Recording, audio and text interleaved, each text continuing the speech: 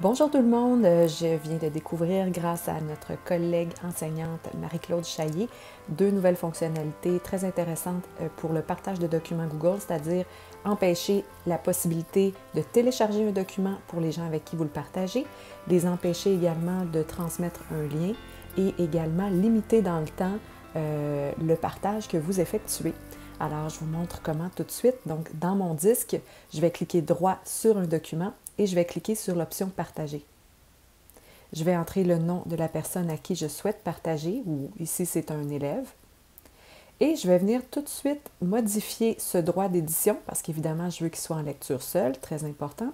Je vais venir ensuite dans les paramètres de partage, décocher l'option « Les éditeurs peuvent modifier les autorisations et le partage de contenu ». Donc, on veut décocher cette option et on veut décocher surtout l'option qui permet à mon élève présentement de télécharger ou d'imprimer ou de copier le contenu.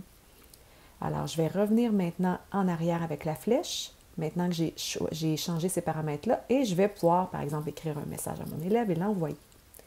Ce n'est pas tout. On va voir maintenant ce que l'élève voit. Donc, mon élève vient de recevoir, donc dans les éléments partagés avec lui, le document, bon, qui n'est pas un vrai document, 3 colonnes ici. Alors, lorsqu'il l'ouvre, il peut demander l'accent d'écriture, mais regardez, s'il essaie de le télécharger, l'option n'est pas visible. S'il va dans l'option « Fichier », on voit ici que les options d'exportation sont désactivées et d'ailleurs, imprimer est en grisé, créer une copie est en grisé, bon.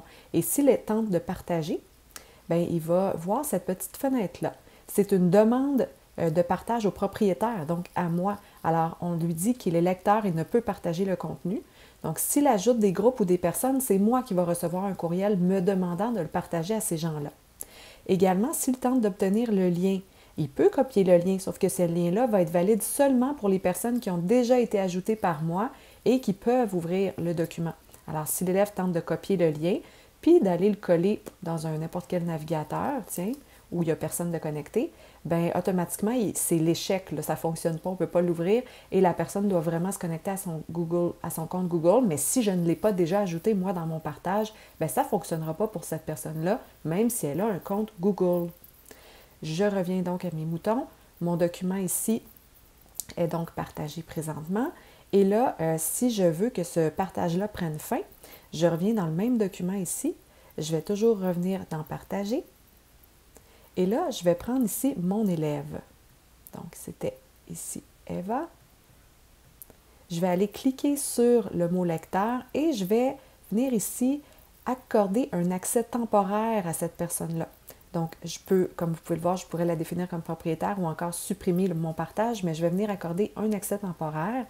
Par défaut, l'accès expire dans 30 jours, mais je peux venir modifier ça tout simplement en cliquant sur la date de mon choix et dire « Ah, non, je te laisse 48 heures pour te corriger. » Et puis ensuite, je peux venir enregistrer mes modifications.